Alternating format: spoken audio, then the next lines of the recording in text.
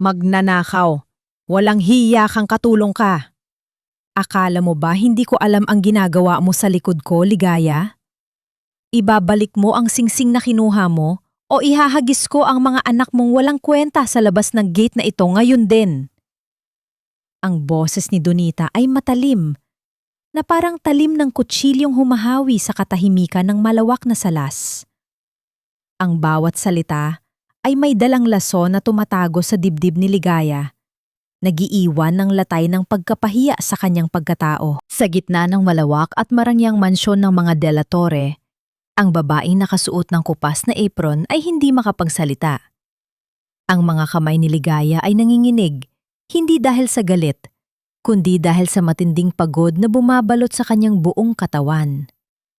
Sa loob ng 15 taon, siya ang nagpapanatili ng kintab ng sahig na ito. Siya ang nagtatago ng mga kalawang sa buhay ng pamilyang ito. Ngunit sa isang iglap, siya ang naging may sala ng lahat ng pagkakamali sa mundo. Dahan-dahang lumuhod si Ligaya sa malamig na marmol na sahig. Ang kanyang mga tuhod ay namamanhid na sa bigat ng sitwasyon. Hindi siya magnanakaw. Ang tanging ninakaw niya lang sa buhay na ito ay ilang minuto ng pahinga para isipin kung paano ipapagagot ang kanyang bunso na may malalang lagnat. Sa kanyang bulsa, nakatago ang isang basang listahan ng mga gamot na hindi niya kayang bayaran. Ang lahat ng pirang dapat sana ay sahod niya ay naubos na sa mga kaltas na hindi naman niya alam kung saan galing. Mga kaltas na si Donita lamang ang nakakaalam.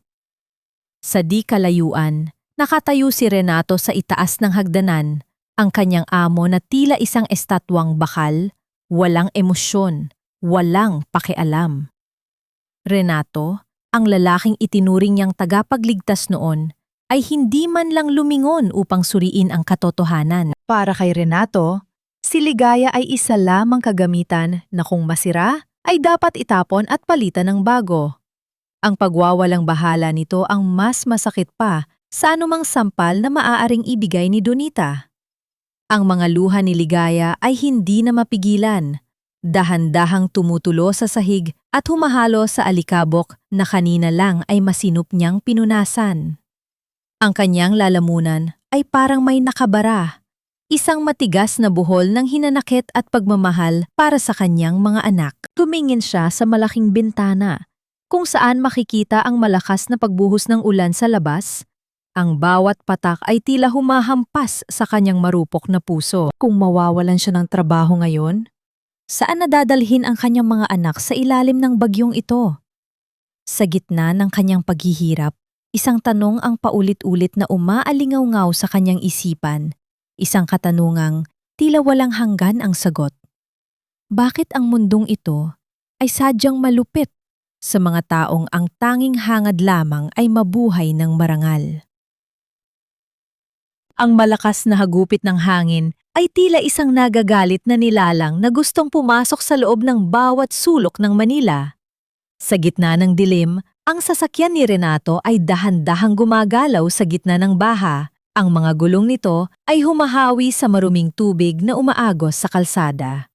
Si Renato, na nakaupo sa loob ng kanyang mamahaling sasakyan, ay nakatingin sa labas ng bintana. Ang mga ilaw ng syudad ay tila nagiging malabong mga batik ng kulay sa gitna ng ulan, sumasalamin sa kanyang sariling pagkalito at pagod matapos ang isang mahabang araw ng trabaho. Hindi sana siya bababa sa lugar na ito kung hindi dahil sa isang mahalagang kontrata sa isa sa kanyang mga proyektong pabahay. Ngunit nang tumigil ang kanyang sasakyan sa tapat ng isang barung-baro na halos matangay na ng agos, isang imahe ang bumungad sa kanya na nagpapatigil sa tibok ng kanyang puso. Sa gitna ng putik at rumaragasang tubig, isang babae ang nakaluhod. Ang kanyang buong katawan ay ginagamit na pananggalang para sa 3 maliliit na bata na nakayakap sa kanya. Ang babae ay basang-basa. Ang kanyang mga damit ay nakadikit na sa kanyang balat. Ngunit, ang kanyang mga braso ay hindi bumibitaw sa pagyakap sa mga bata. Nakilala ni Renato ang babae, si Ligaya. Ang katulong na kanina lamang ay kanyang hinaya ang palayasin ni Donita nang walang anumang pag-aalinlangan. Ang imahe ni Ligaya sa loob ng mansyon na tahimik at sunod-sunuran ay biglang naglaho. Napalitan ng isang imahe ng isang inang handang magpakamatay para sa kanyang mga anak. Ang kanyang mga mata, na dati ay nakayuko sa sahig, ay ngayon ay puno ng determinasyon kahit na ang kanyang mukha ay halatang pagod na pagod at puno ng takot. Ang bawat pagkilos ng babae ay puno ng pagmamahal. Isang uri ng pagmamahal na hindi matatagpuan sa anumang mga dokumento o kontratang kanyang pinipirmahan sa kanyang opisina. Bumukas ang pinto ng sasakyan ni Renato at ang malamig na hangin ay agad na yumakap sa kanya. Naglakad siya patungo sa direksyon ni Ligaya. Ang kanyang mga mamahaling sapatos ay nalubog sa makapal at malagkit na putik. Sa bawat hakbang, nararamdaman niya ang isang kakaibang bigat sa kanyang dibdib. Isang uri ng pagsisisi na hindi niya maipaliwanag. Nang malapit na siya, narinig niya ang boses ni Ligaya, isang mahinang bulong sa gitna ng ulan, tila isang panalangin para sa kaligtasan ng kanyang mga anak. Nang ilapit ni Renato ang kanyang payong para takpan ang mag-iina, napatingala si Ligaya. Ang kanyang mga mata, na puno ng luha at pagod, ay tumingin kay Renato na may halong gulat at takot. Hindi siya humingi ng tulong. Hindi siya nagmakaawa. Bagkus ay lalong hinigpitan ang yakap sa kanyang mga anak, tila natatakot na baka ang taong kaharap niya ay may balak pang kunin ang natitirang yaman sa kanyang buhay. Ang sandaling iyon ay nagdala ng matinding pagkabigla sa kalooban ni Renato. Isang pagtatagpo na nagpabago sa kanyang pananaw sa kung ano ang tunay na halaga ng pagiging tao. Sa loob ng isang pribadong silid sa isang mamahaling restauran, ang amoy ng masarap na pagkain ay nakakasulasok sa pandama ni Donita. Sa kanyang harapan, nakaupo si Lorenzo, ang MC ng karumal-dumal na planong magpabagsak sa sinuman na magiging banta sa kanilang mga ambisyon. Ang bawat subo ni Lorenzo sa kanyang pagkain ay may kasamang ngiti ng isang taong alam na ang susunod na mangyayari, isang ngiti na walang bahid ng pagsisisi. Tapos na ang problema natin sa matandang yon, Donita. Sa wakas, malinis na ang daan para sa mga kontratang pinapangarap ko. Masyado siyang mapagmatyag. Parang linta na nakadikit sa bawat barya ng pinsan kong si Renato. Tumawa si Donita, isang tawa na hindi umaabot sa kanyang mga mata. Inayos niya ang kanyang alahas, ang mga kumikinang na bato na siya mismo ang kumuha mula sa personal na gamit ng pamilya De La Torre. Ginamit niya ang bawat pagkakataon para magkunwaring isang lingkod na tapat, habang sa ilalim ng kanyang mga kamay, ang bawat pondo ay unti-unting kinukurakot. Sa kanyang isipan, ang panlilinlang ay isang uri ng sining at siya ang dalubhasa. Hindi mo kailangang mag-alala, Lorenzo.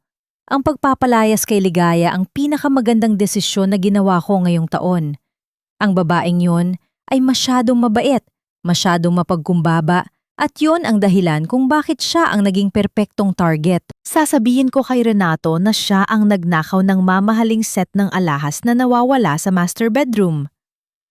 Sapat na yon para tuluyan na siyang hindi makabalik at makulong habang buhay.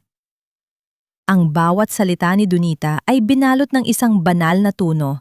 Tila ang kanyang ginagawa ay para sa ikabubuti ng lahat, kahit na ang katotohanan ay ang lahat na ito ay para sa kanyang pansariling kapakanan. Sa kabilang mesa, isang grupo ng mga taong naghihirap ang nagbabayad ng kanilang maliit na bayarin para sa isang basong tubig, habang sina Lorenzo at Donita ay nagbubuhos ng mamahaling alak na ang halaga ay kayang bumuhay sa isang buong pamilya sa loob ng isang buwan. Sa labas, ang ulan ay patuloy na humahampas sa mga bintana ng restauran. Tila isang babala na hindi habang buhay maitatago ang katotohanan. Sa bawat baso ng alak na kanilang itinataas para sa kanilang tagumpay, isang mas malalim na hukay ang kanilang hinuhukay para sa kanilang sarili. Walang nakakaalam sa loob ng silid na iyon na ang bawat pagkakamali, ang bawat kasinungalingan ay unti-unting lumalapit sa liwanag ng katarungan. Ang pagbabalat kayo ay may hangganan, at ang bawat lason na kanilang itinanim ay babalik din sa kanila sa tamang panahon. Sa loob ng malawak at malamig na opisina ni Renato, ang tanging tunog na maririnig ay ang mabilis na pagtipa ng kanyang mga daliri sa keyboard at ang mahinang paggalaw ng mga papel sa ibabaw ng kanyang mesa. Ang silid ay puno ng mga dokumento, mga kontrata, at mga plano na nagsisilbing pundasyon ng kanyang imperyo sa real estate.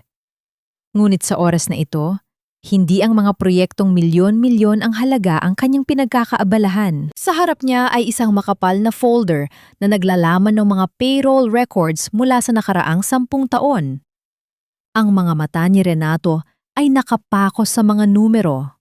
Sa simula, ang lahat ay mukhang perpekto at maayos, gaya ng inaasahan niya mula sa isang disiplinadong operasyon. Ngunit habang lumilipas ang mga oras at habang mas malalim ang kanyang pagsusuri, isang nakakabagabag na pattern ang unti-unting lumilitaw. May mga kaltas na walang malinaw na paliwanag. May mga sahod na hindi tumutugma sa mga opisyal na record ng kumpanya. Ang bawat sentimong nawawala ay tila isang maliit na crack sa pundasyon ng kanyang tiwala. Dahan-dahang binuksan ni Renato ang isang drawer kung saan nakatago ang ilang mga personal na gamit na nakuha niya mula sa silid ni Ligaya noong araw na ipinalaya siya ni Donita. Inilabas niya ang isang maliit na tilang panyo. Kupas na ang kulay at may bakas ng ilang tahi. Iyon ang panyong nakita niya sa sahig ng gabing iyon sa gitna ng baha. Nang hawakan niya ito, isang kakaibang pakiramdam ang dumaloy sa kanyang mga kamay. Isang halo ng pagtataka at isang malabong alaala na matagal na niyang ibinaon. Ang panyong ito ay hindi lamang isang piraso ng tela. Ito ay saksi sa isang buhay na ginugol sa paglilingkod. Isang buhay na kailanman ay hindi niya binigyan ng halaga. Tumayo si Renato at naglakad patungo sa malaking bintanang salamin. Tanaw niya ang buong syudad. Ang mga ilaw na kumukutitap ay parang mga bituin na malapit ng mamatay. Naisip niya ang lahat ng pagkakataon na siya ay nagkamali. Naisip niya ang bawat pagkakataon na pinili niyang tumingin sa ibang direksyon sa halip na harapin ang katotohanan sa loob mismo ng kanyang tahanan. Ang pagtuklas na ito ay hindi lamang tungkol sa pera o sa korupsyon ni Donita. Ito ay tungkol sa kanyang sariling pagiging bulag sa nakalipas na 15 taon. Biglang tumunog ang kanyang telepono. Isang tawag mula sa isang hindi kilalang numero. Nag-atubili si Renato bago niya ito sinagot. Mr. De La Torre, alam ko kung nasaan ang mga orihinal na resibo na nagpapatunay sa mga peking kaltas na ginagawa sa loob ng inyong mansyon. Kung gusto ninyong malaman ang katotohanan, magkita tayo sa lugar kung saan ninyo huling nakita ang babaeng pinalayas ninyo. Ang boses sa kabilang linya ay malalim at seryoso. Walang bahid ng pagbibiro o pag-aalinlangan. Bago pa man makapagsalita si Renato, naputol na ang linya. Naiwan siyang nakatayo sa gitna ng kanyang opisina. Ang puso niya ay tumitibok ng mas mabilis kaysa sa dati. Ang bawat piraso ng puzzle ay unti-unting nabubuo. Ngunit ang larawang nabubuo nito ay mas madilim at mas mapang-anib kaysa sa kanyang inakala. Ang katotohanan ay hindi lamang naghihintay na matuklasan. Ito ay tila isang malaking alon na handang tumangay sa lahat ng kanyang mga pinaniniwalaan. Handa na ba siyang harapin ang unos na darating? O pipiliin pa rin niyang manatili sa loob ng kanyang magandang palasyong salamin? Sa loob ng mansyon, ang bawat sulok ay tila nagbubulong ng mga kasinungalingan. Sa harap ng salamin sa master bedroom, maingat na inilagay ni Donita ang isang mamahaling set ng alahas sa loob ng isang lumang bag na dati ay pagmamay-ari ni Ligaya. Ang kanyang mga kamay ay hindi nang inginig, bagkus ay puno ng determinasyong tapusin ang huling bahagi ng kanyang maruming laro. Nang marinig niya ang tunog ng mga yabag ng mga pulis na paparating sa main entrance, agad niyang itinago ang bag sa ilalim ng kama ni Ligaya sa bodega. Ilang sandali pa, bumukas ang pinto. Si Renato, kasama ang 2 opisyal ng pulisya, ay pumasok sa silid. Ang mukha ni Renato ay bakas ng matinding pagpipigil, ngunit sa kanyang mga mata ay makikita ang isang aninag ng duda. Donita, sigurado ka ba sa iyong sinasabi? Hindi biro ang akusasyong ito. Si Ligaya ang pinagkakatiwalaan ko sa loob ng 15 taon. Tumulo ang pekeng luha sa pisingi ni Donita. Inayos niya ang kanyang buhok at humarap kay Renato na may mukhang puno ng pagdadalamhati. Sir, sana ay nagkakamali ako. Ngunit ang mga alahas na nawawala ay hindi lamang mga gamit. Ito ang alaala ng inyong ina. Nakita ko siyang pabalik-balik sa silid na ito bago siya pinalayas. Pakisuliung tingnan ang kanyang mga gamit sa bodega. Doon ko nakita ang susi ng inyong personal na kabinet. Sa pagbukas ng pinto ng bodega, bumungad ang maalikabok na silid kung saan nakatago ang mga naiwang gamit ni Ligaya. Nang buksan ng pulisya ang bag, bumulaga ang kumikinang na set ng alahas. Ang bawat piraso ay tila sumasalamin sa kadiliman ng plano ni Donita. Pagkalipas ng ilang oras, sa gitna ng matinding ulan, kinaladkad si Ligaya palabas ng kanyang maliit na barong-barong ng mga awtoridad. Ang mga bata ay nagsisigawan, nakayakap sa kanyang mga binti, habang ang mga kapitbahay ay nagbubulungan sa labas. Ang kahihiyan ay parang isang mabigat na kumot na bumabalot sa buong pagkatao ni Ligaya. Hindi ko po ginawa iyon. Maniwala kayo sa akin. Ang mga anak ko ang saksi ko. Hindi ko kailanman kinuha ang hindi sa akin. Ngunit ang boses ni Ligaya ay nalulunod sa ingay ng kulog at kidlat. Habang ipinapasok siya sa sasakyan ng mga pulis, nakita niya si Renato mula sa malayo, nakatayo sa ilalim ng payong. Ang kanyang mukha ay hindi mabasa kung ito ba ay galit o pag-aalinlangan. Sa sandaling iyon, naramdaman ni Ligaya na ang mundo ay sadyang napakaliit para sa mga taong walang laban. Ang kanyang mga anak, na naiwang nakatayo sa gitna ng putik, ay tila mga ibon na nawala ng pugad sa gitna ng bagyo. Ang bawat pagpatak ng ulan sa kanyang mukha ay parang mga latay ng kawalang katarungan, isang sugat na tila hindi na kailanman maghihilom. Sa loob ng madilim at mabaho na selda ng presinto, ang bawat paghinga ni Ligaya ay may kasamang alat ng luha. Ang mga pader ay malamig at puno ng mga gasgas, saksi sa libu-libong kaluluwang dumaan sa lugar na ito nang walang pag-asa. Dito, ang oras ay hindi sinusukat ng rilo, kundi ng pagpatak ng tubig mula sa tumutulong kisame na humahampas sa sahig na semento. Si Ligaya, na nakaupo sa sulok, ay nakayakap sa kanyang sarili. Pilit na pinapainit ang kanyang katawang, nanginginig sa takot at gutom. Ilang beses na siyang tinanong ng mga opisyal. Ang bawat tanong ay paulit-ulit, mapang insulto, at puno ng paghuhusga. Aminin mo na, Ligaya. Saan mo itinago ang iba pang alahas? Alam naming hindi lang yon ang kinuha mo sa mansion. Nakita ka naming pabalik-balik sa kwarto ni Mr. De La Torre. Ano ang balak mong gawin sa mga alahas na iyon? Ibenta sa palengke? Pilit na umiiling si Ligaya. Ang boses niya ay paos na. Pagod na sa kakaulit na wala siyang kinalaman sa pagnanakaw. Ang tanging nasa isip niya ay ang kanyang mga anak. Sino ang nagpapakain sa kanila ngayon? Sino ang nagtatakip sa kanila ng kumot sa gitna ng malamig na hangin ng bagyo? Ang bawat sandali sa loob ng selda ay parang isang taon na humihigop ng kanyang lakas. Ang pagkadurog ng kanyang dangal ay mas masakit pa sa anumang pisikal na sakit na maaari niyang maramdaman. Samantala, sa labas ng presinto, hindi mapakali si Renato. Hawak niya ang hawakan ng pinto ng kanyang sasakyan. Ang kanyang mga mata ay nakapako sa gusaling kulungan. Gusto niyang pumasok at ilabas si Ligaya, ngunit ang bawat hakbang niya ay pinipigilan ng mga banta ni Lorenzo. Ang kanyang emosyonal na labanan ay parang isang bagyong hindi matapos-tapos sa loob ng kanyang isipan. Alam niyang may mali sa kwento ni Donita, ngunit ang mga ebidensyang itinanim nito ay masyadong tumpak, masyadong organisado para pasinungalingan sa harap ng batas. Isang matandang babaeng nakakulong din sa katabing selda ang dahan-dahang lumapit sa rehas. Inabot niya ang isang piraso ng tuyong tinapay kay Ligaya. Kainin mo na yan, iha. Alam ko ang pakiramdam ng mapagbintangan. Ang mundo ay sadyang malupit sa ating mga mahihirap. Pero huwag mong hahayaang mamatay ang liwanag sa iyong mga mata. Darating din ang araw na maglalaho ang dilim.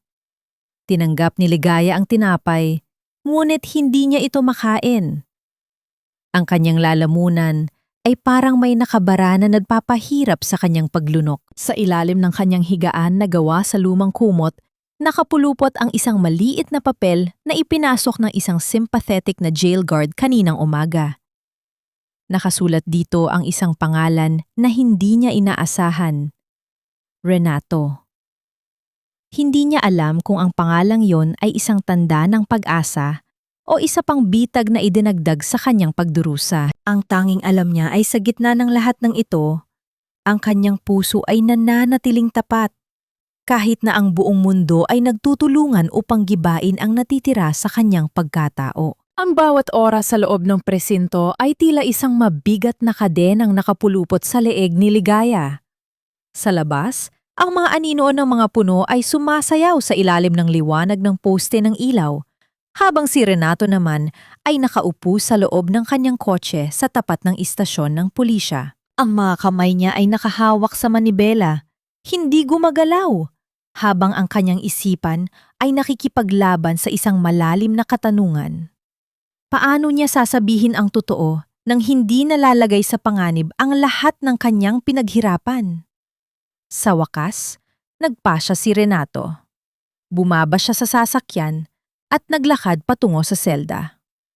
Ang tunog ng kanyang mga mamahaling sapatos sa sementadong sahig ay nagbibigay ng isang kakaibang ritmo sa katahimikan ng gabi. Nang makita niya si Ligaya sa loob ng rehas, ang kanyang puso ay biglang tumibok ng napakabilis.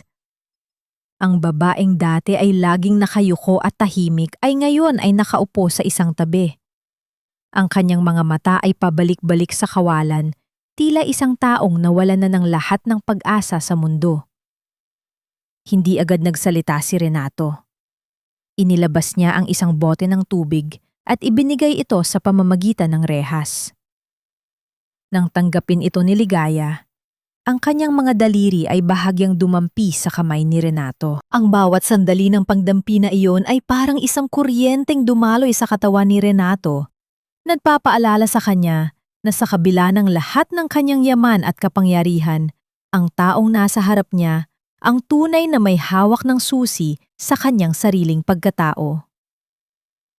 Ligaya, hindi ako naniniwala sa akusasyon ni Donita. Alam kong may mali, pero kailangan kong mag-ingat dahil si Lorenzo ay nakabantay sa bawat galaw ko. Ang boses ni Renato ay mahina, isang bulong na tila isang lihim na alyansa. Si Ligaya ay tumingin sa kanya, ang mga mata na dati ay puno ng luha ay ngayon ay nagpakita ng isang kurap ng pag-asa. Hindi siya sumagot, ngunit ang kanyang mga mata ay nagsalita ng higit pa sa anumang salita. Iyon ay ang pagkilala sa isang taong handang tumayo para sa kanya sa gitna ng unos. Nang umalis si Renato, iniwan niya si Ligaya na may isang baso ng tubig at isang malalim na kahulugan ng pananatili. Hindi niya sinabi sa kanya ang lahat, ngunit sapat na ang kanyang pagbisita upang gisingin ang isang bahagi ng pagkatao ni Ligaya na halos mamatay na sa loob ng selda. Sa labas ng selda, ang mga pulis ay nagtaka sa pagbisita ng isang kilalang bilyonaryo sa gitna ng madaling araw. Ngunit hindi nila alam na sa sandaling iyon, isang mas malaking laban ang nagsimula na. Habang naglalakad pabalik sa kanyang sasakyan, nakita ni Renato si Lorenzo na nakatayo sa di kalayuan, nakasandal sa pader at naninigarilyo. Ang ngisi nito ay nakakaloko. Isang pagpapahiwatig na alam niya ang bawat hakbang ni Renato. Ang tensyon sa pagitan ng dalawa ay parang isang tali na handa ng maputol. Hindi alam ni Renato kung hanggang kailan niya kayang itago ang kanyang tunay na layunin. Ngunit ang nakita niya sa mga mata ni Ligaya ay nagbigay sa kanya ng lakas na hindi niya inaasahan. Ang laban ay hindi na lamang tungkol sa pera o sa korupsyon. Ito ay tungkol na sa pagbawi ng hustisya na matagal lang ninakaw sa isang babaeng hindi marunong humingi kundi marunong lamang magmahal. Ang hangin sa loob ng opisina ni Renato ay tila naging kasing lamig ng yelo sa tuktok ng isang bundok.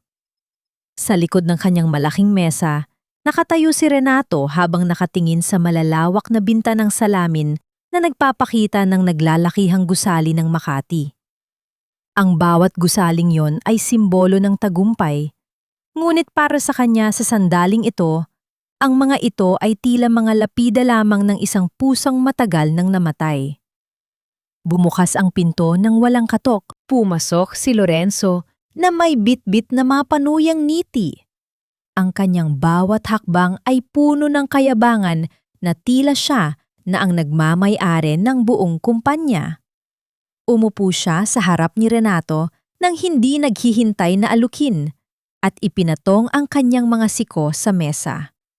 Pinsan, balita ko ay madalas ang pagdalaw mo sa presinto.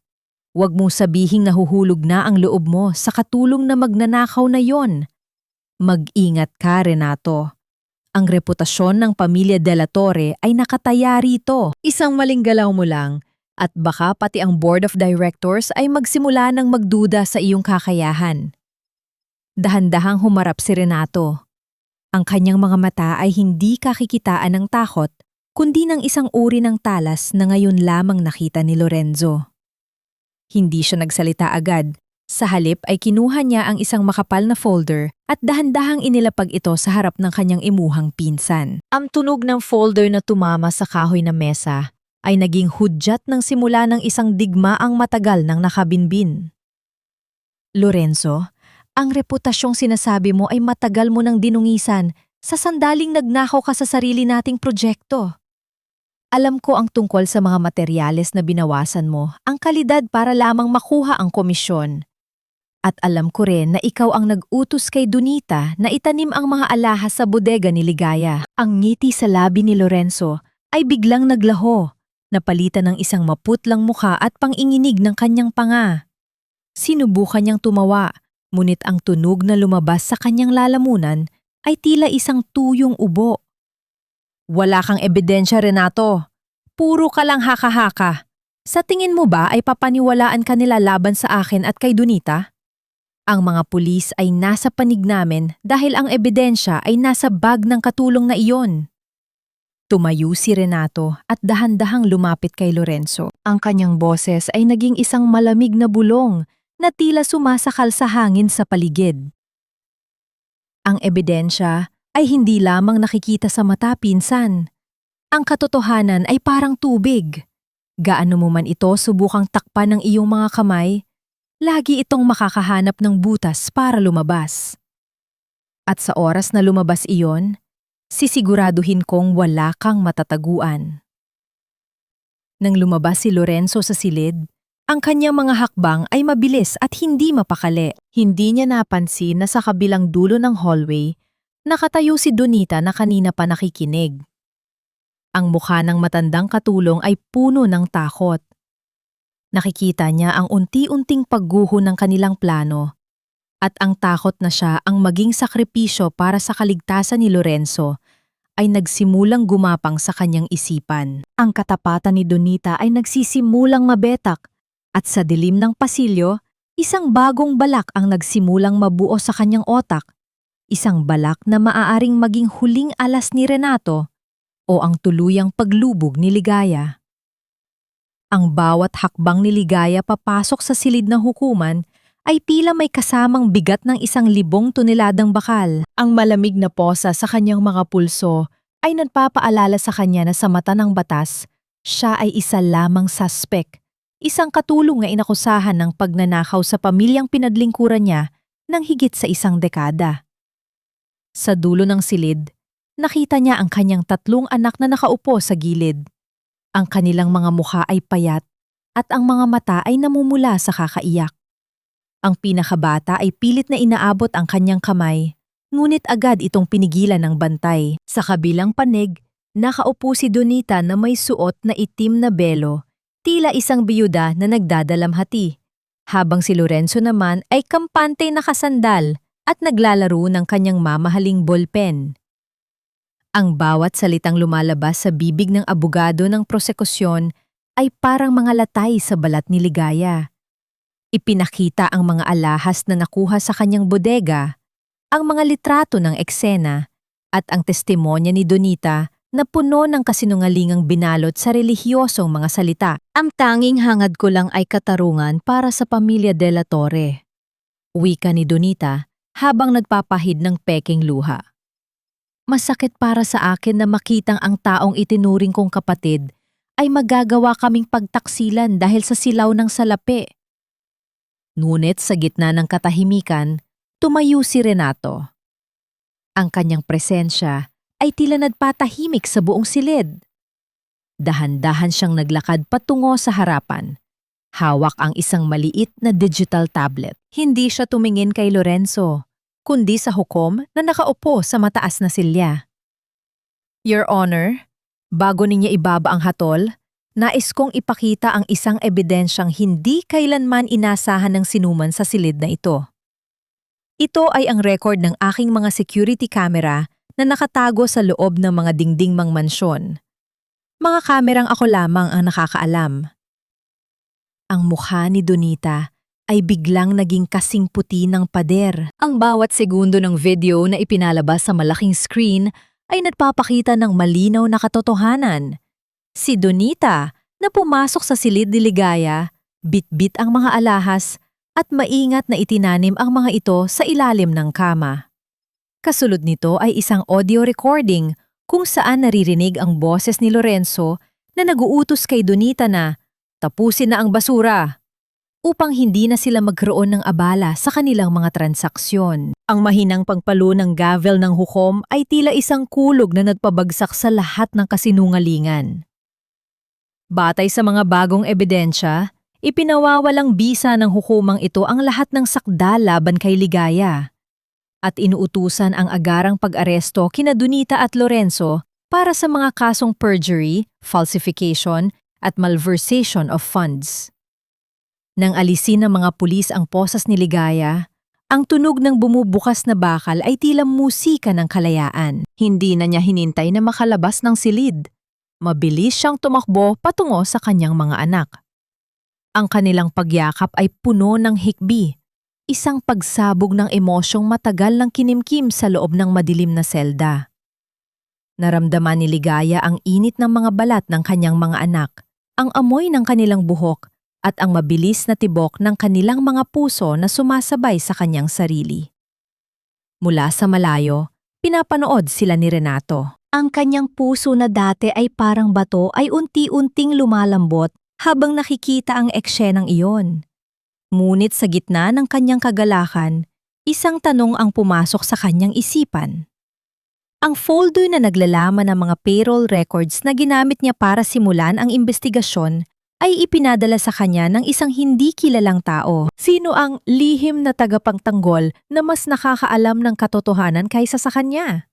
Habang tinitingnan niya ang masayang pamilya, isang anino sa labas ng pintuan ng courtroom ang dahan-dahang naglaho, iniiwan si Renato na may bagong misteryong dapat lutasin. Ang takip silim ay dahan-dahang bumabalot sa malawak na hardin ng mansyon, nagkukulay kahel at lila ang langit, na tila isang canvas ng mga nakaraang pangarap at kasalukuyang pait.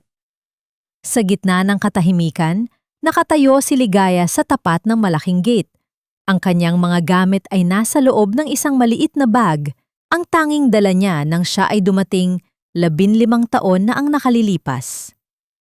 Malaya na siya sa batas, ngunit ang kanyang puso ay tila nakakulong pa rin sa malamig na selda ng pangtataksil. Dahan-dahang lumabas si Renato mula sa malaking pinto ng mansyon.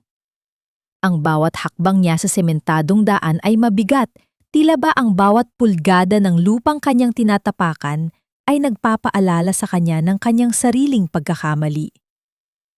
Nang makalapit siya kay Ligaya, tumigil ang mundo sa paligid nila. Ang tanging maririnig ay ang mahinang pagaspas ng mga dahon sa hangin at ang malayo at paos na boses ng mga kuliglig. Ligaya? Ang boses ni Renato ay basag malayo sa dating malamig at makapangyarihang tono na kinabibiliban ng lahat. I know that sorry is a small word for everything you've been through. Ngunit gusto kong malaman mo I was wrong. Masyado akong nabulag sa mga numero, sa tagumpay, at sa tiwala sa maling tao. I have billions in my bank account, but looking at you now, I realize how bankrupt my soul truly is. Humarap si Ligaya sa kanya. Ang kanyang muha, na dati ay laging nakayuko bilang tanda ng paggalang, ay ngayon ay diretso nang nakatingin sa mga mata ni Renato. Walang galit sa kanyang mga mata, kundi isang malalim na pagod. Isang pagod na nagmula sa mga dekadang pagtitimpi at pagpapakasakit. Sir Renato, ang pera ay kayang kitain muli. Mahinang simula ni Ligaya, ang kanyang boses ay tila isang marupok na sinulid. Pero ang danggal ng isang tao, kapag dinungisan mo, hindi yun basta-basta nalilinis ng kahit anong dami ng tubig. Ang sakit na naramdaman ng mga anak ko habang nakikita akong kinakaladkad ng mga pulis. Iyon ang hindi ko alam kung paano ko mapapatawad. I served this family with all my heart, not because of the salary, but because of utang na loob. But you treated me like a broken machine that could just be replaced. Dahan-dahang inilabas ni Renato mula sa kanyang bulsa ang lumang panyo ni Ligaya. Ang panyong kupas na itinago niya simula ng gabing iyon sa baha. Inabot niya ito kay Ligaya. Ang kanyang mga kamay ay bahagyang nanginginig. Ang dulas ng tela sa pagitan ng kanilang mga daliri ay tila isang tulay na nagdurugtong sa dalawang mundong magkaiba. I kept this, bulong ni Renato. Noong una, hindi ko alam kung bakit. But now, I know. It was a reminder of the kindness I didn't deserve. Please, Ligaya, don't just leave like this. Let me make it right. Hindi bilang amo mo, kundi bilang isang tao na gustong matuto sa iyo kung paano maging tunay na marangal. Isang matagal na katahimikan ang namagitan sa kanila. Ang lamig ng gabi ay nagsisimulang pumasok, ngunit sa pagitan ng dalawang pusong ito, may isang maliit na apoy ng pag-unawa ang nagsisimulang sumiklab. Kinuha ni Ligaya ang panyo, dahan-dahang itinupi ito at inilagay sa kanyang bulsa. Sa unang pagkakataon sa loob ng maraming taon, hindi siya yumuko. Mumiti siya ng tipid, isang ngeti ng pagpapalaya. I will forgive you, sir. Pero hindi para sa inyo, kundi para sa sarili ko at sa mga anak ko. Dahil ang galit ay isang lason na ayaw ko nang bitbitin. Bago pa makasagot si Renato, lumapit ang isa sa mga anak ni Ligaya at hinawakan ang kamay ng kanyang ina. Paalis na sana sila nang huminto si Ligaya at muling lumingon kay Renato. Si Aling Tessie, ang tindera sa labas ng presinto. Siya ang nagpadala sa inyo ng mga payroll records, sir. Sinabi niya sa akin na noong nakaraang taon, tinulungan niyo siyang makakuha ng permit para sa kanyang pwesto nang walang kapalit. Kindness has a way of coming back, doesn't it? Naiwang nakatayo si Renato sa gitna ng malawak na hardin. Ang kanyang mga mata ay nakatitig sa papalayo at papaliit na anino ni Ligaya at ng kanyang anak. Ang malamig na simoy ng hangin ay tila humahaplos sa kanyang mukha. Ngunit ang tunay na lamig ay nagmumula sa bawat sulok ng kanyang naglalakihang mansyon na ngayon ay tila isang napakalaking libingan ng kanyang sariling dangal. Ang bawat bintanang salamin na sumasalamin sa huling silahis ng araw ay nagpapaalala sa kanya ng mga taong nagdaan na siya, ay nagbulag-bulagan sa tunay na pagdurusa ng mga taong nasa paligid niya. Isang matinding katahimikan ang bumalot sa paligid. Ang tanging maririnig ay ang mahinang kaluskos ng mga tuyong dahon na tinatangay ng hangin sa sementadong daanan. Ang revelasyon tungkol kay Aling Tessie ay tila isang malakas na sampal na nagpagising sa kanyang natutulog na budi. Ang isang maliit at halos kinalimutan na niyang tulong, ang pagpirma sa isang dokumento para sa permit ng isang tindera, ang siyang naging mitsa ng kanyang sariling kaligtasan. Ang kabutihang itinanim niya ng walang halong interes ay bumalik sa kanya sa paraang hindi niya kailanman inakala. Tumingin si Renato sa kanyang sariling mga kamay. Ang mga kamay na sanay sa paghawak ng bilyon-bilyong pisong kontrata, ngunit ngayon ay nanginginig sa bigat ng pasasalamat. Naisip niya ang lahat ng mga manggagawa sa kanyang mga proyekto, ang mga pamilyang nakatira sa mga barung-barung na dati ay itinuturing niya lamang na sagabal sa kanyang mga plano. Ang bawat isa sa kanila ay may sariling kwento, may sariling sakripisyo, at may sariling ligaya na naghihintay ng katarungan. Dahan-dahan niyang ipinikit ang kanyang mga mata at huminga ng malalim, dinarama ang bawat pintig ng kanyang puso na tila muling natututong tumibok para sa kapwa. Ang mansyong ito ay hindi na maaaring manatiling ganito, isang mug ng pagmamataas at pag-iisa. Ang bawat barya ng kanyang yaman ay dapat magkaroon ng bagong kahulugan. Ang katarungang nakuha ni Ligaya sa hukuman ay simula pa lamang. Ang tunay na laban ay ang pagbawi sa lahat ng mga pagkakataong hinayaan niyang manaig ang kadiliman sa kanyang paligid. Habang ang bilim ng gabi ay tuluyan ng lumalamon sa liwanag, isang matibay na desisyon ang nabuo sa isipan ni Renato. Hindi sapat ang tawad. Hindi sapat ang pagsisisi. Kailangan niyang patunayan na ang kanyang pagbabago ay hindi lamang isang bungso ng damdamin, kundi isang panunumpa na gagawin niyang mas maliwanag ang kinabukasan ng mga taong tulad ni Ligaya. Sa gitna ng katahimikan ng gabi, ang bawat hakbang ni Renato pabalik sa loob ng mansyon ay puno ng bagong layunin. Isang misyon na magpapabago hindi lamang sa kanyang buhay, kundi sa buhay ng libu-libong kaluluwang naghihintay ng pag-asa. Ang sikat ng araw sa umagang yon ay tila may dalang kakaibang ginto, nagbibigay ng ningning sa mga bagong pinturang pader ng proyektong Dangal Housing. Ang amoy ng sariwang semento at bagong tabas na kahoy ay humahalimuyak sa hangin, kahalo ng halimuyak ng mga bulaklak sa maliliit na harden na nagsisimulang tumubo sa paligid. Ang lugar na dati ay puno ng putik, dumi at kawalang pag-asa ay unti-unti nang nagiging isang komunidad na puno ng buhay at danggal. Sa gitna ng ginagawa pang gusali, nakatayo si Renato, suot ang isang simpleng puting t-shirt at maong na pantalon. Wala na ang kanyang mamahaling suit, wala na ang kanyang suot na maskara ng kapangyarihan. Ang kanyang mga kamay ay may bakas ng alikabok mula sa pagtulong sa paglipat ng mga materyales. Isang bagay na kailanman ay hindi inasahan ng kanyang mga tauhan na makikita nila. Sa kanyang harapan, nakatayo si Ligaya, hawak ang isang clipboard at maingat na sinusuri ang listahan ng mga pamilyang lilipat sa unang batch ng mga unit.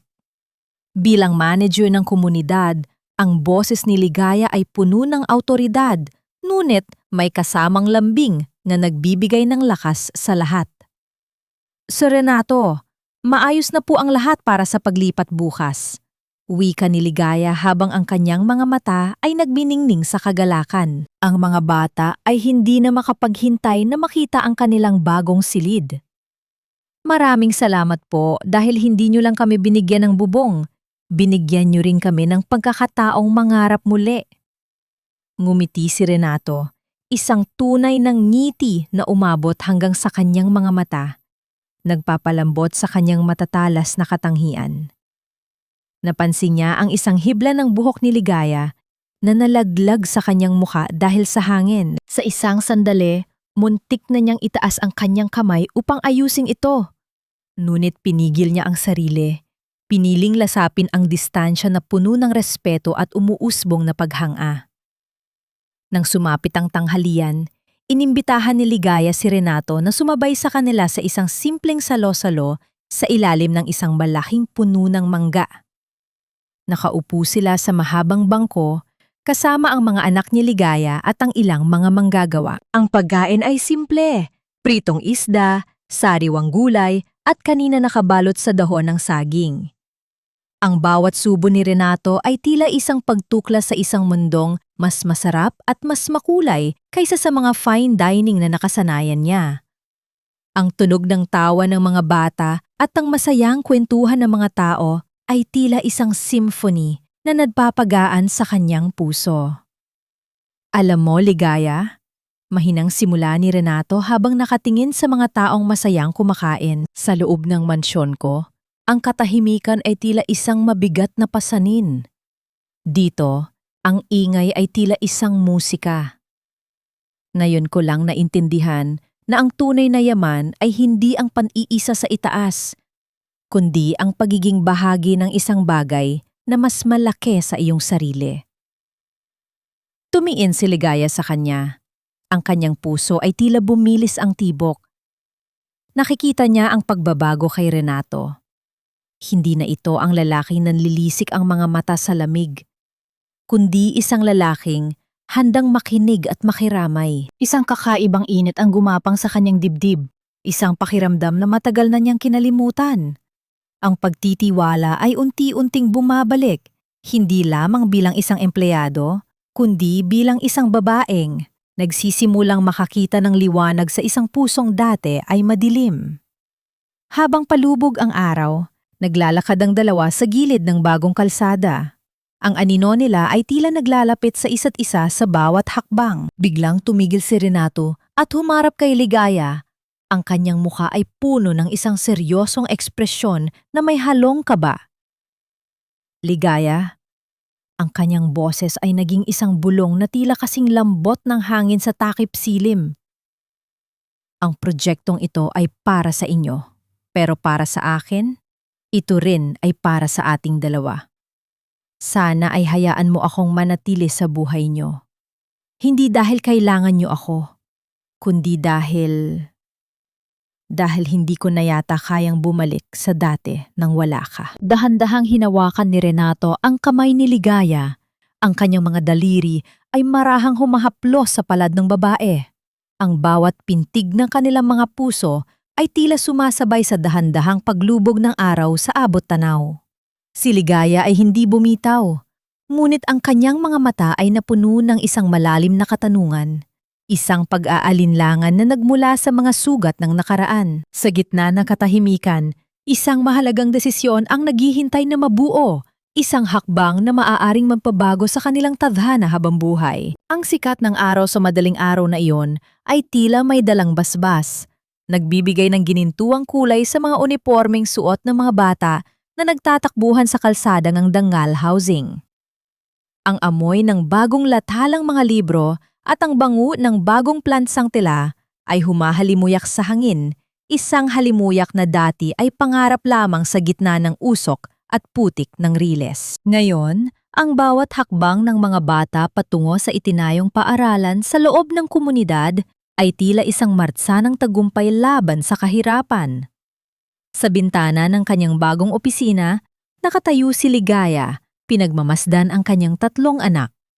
Ang kanyang panganay ay maayos lang tindig, bitbit ang mga gamit sa eskwela ng may pagmamalaki, habang ang kanyang bunso, na dati ay toy top sa sakit, ay masigla nang nakikipaglaro sa ibang mga bata. Ang bawat tawa na naririnig ni Ligaya ay tila isang gamot na nagpapahilom sa mga latay ng nakaraan. Hindi na siya ang babaeng nakayuko sa harap ng mga marangyang mansyon. Siya na ngayon ang haligi ng isang pamilyang may danggal at kinabukasan. Dahan-dahang bumukas ang pinto at pumasok si Renato. Bitbit ang 2 tasa ng mainit na kape. Ang kanyang pagkilos ay wala ng bakas ng pagmamadali o lamig ng isang bilyonaryo. Sa halip, ang bawat galaw niya ay puno ng katahimikan at kapanatagan. Inilapag niya ang kape sa mesa at tumayo sa tabi ni Ligaya. Kapwa pinagmamasdan ang buhay na kanilang binuo mula sa abo ng pagkakamali. Tignan mo sila, Ligaya. Mahinang simula ni Renato. Ang kanyang boses ay tila isang mainit na yakap sa gitna ng umaga. Dati, ang tingin ko sa tagumpay ay ang taas ng aking mga gusali. Ngunit sa tuwing nakikita ko ang ngiti ng mga batang iyan, nararamdaman ko na ngayon lamang ako tunay na naging matagumpay. You didn't just change their lives. You changed mine too. Tumingin si Ligaya kay Renato at sa unang pagkakataon hindi na siya nakaramdam ng kaba o pag-aalinlangan.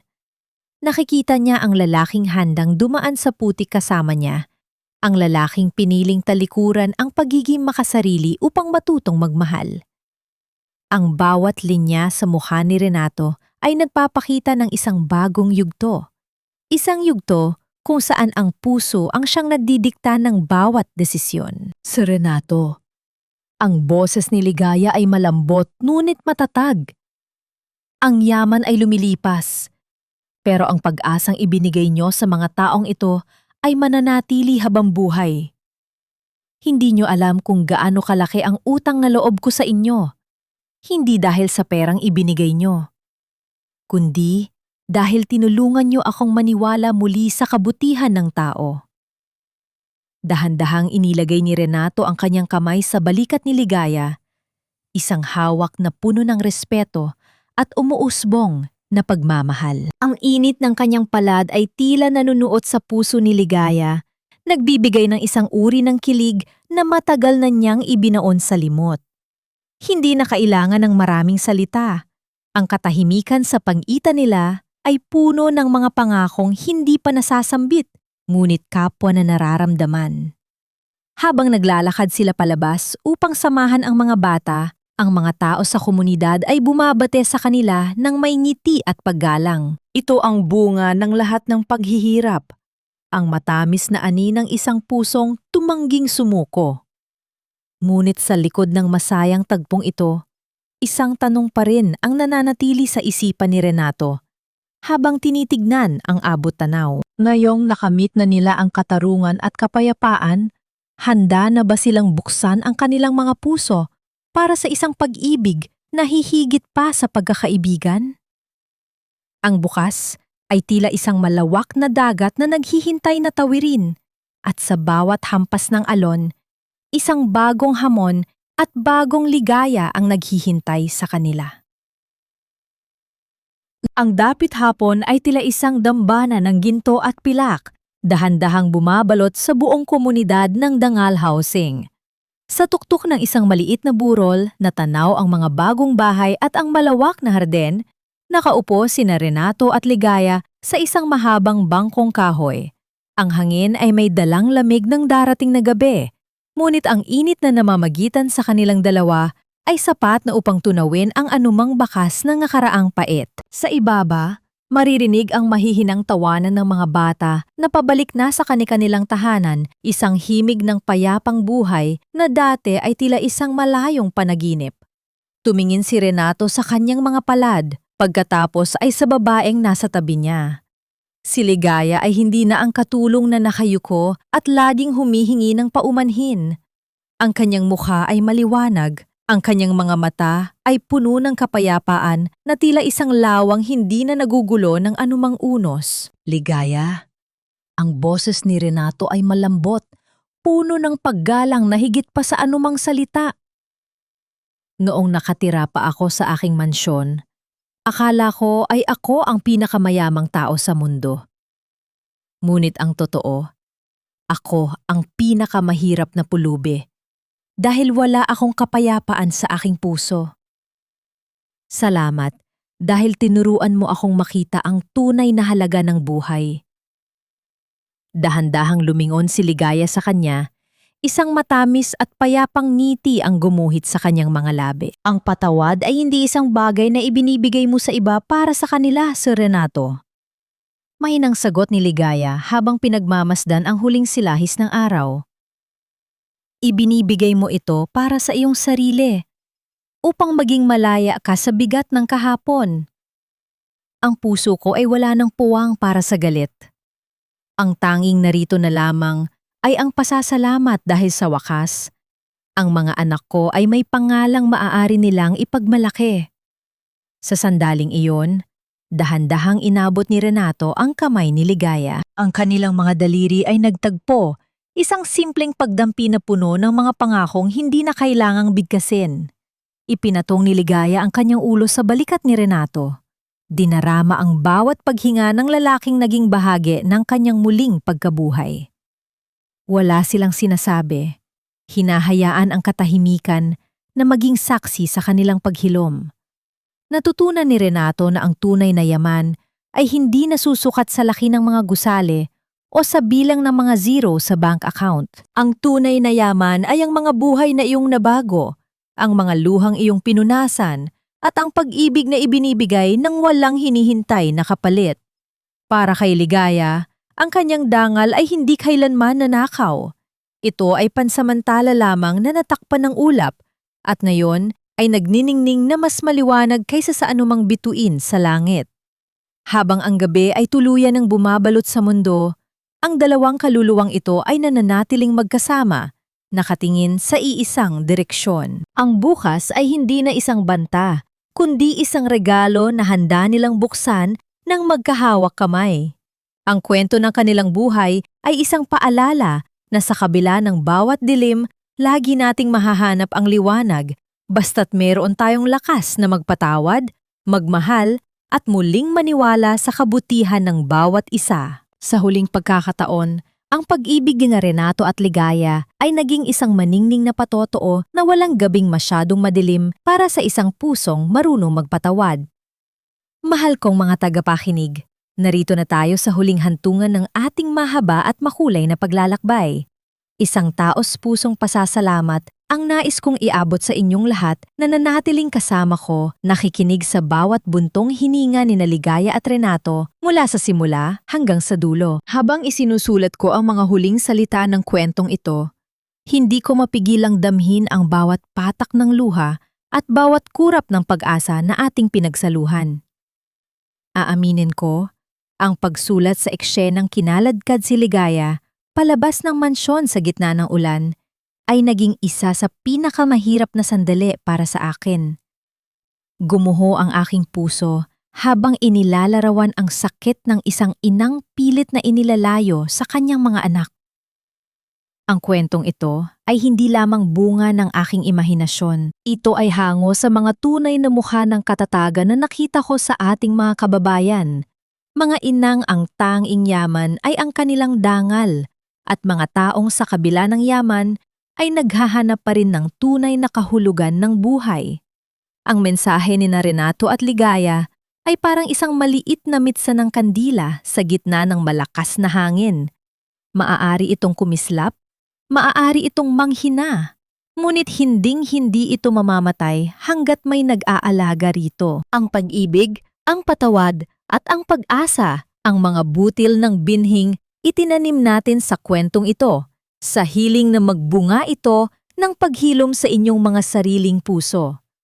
Ngunit bago tayo tuluyang magpaalam, nais kong iwanan sa inyo ang isang katanungan. Marahil ay may ilan sa inyong nag-iisip, sapat na nga ba ang lahat ng ginawa ni Renato upang mabura ang 15 taon ng kanyang pagkabulag at kawalang bahala?